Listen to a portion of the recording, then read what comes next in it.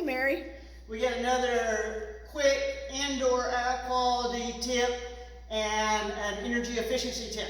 Okay. One of the most obvious things that we see in the apartments that we manage is that the tenants neglect to change the filters. So it's really important on the return to change your HVAC filters, and depending on what kind you get, you either change it every month or every 3 months. But as you can see, this one is dirty.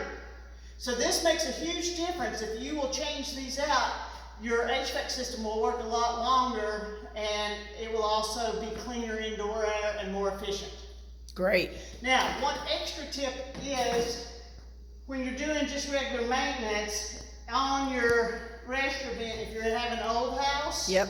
you can use some great stuff, Let me see. or some caulking or mastic. Oh, like you've done here. Like I've done here. Just to seal it. Everything to gets sealed. You're right. To seal it Excellent. off. And we also vacuum this out periodically too, don't Right.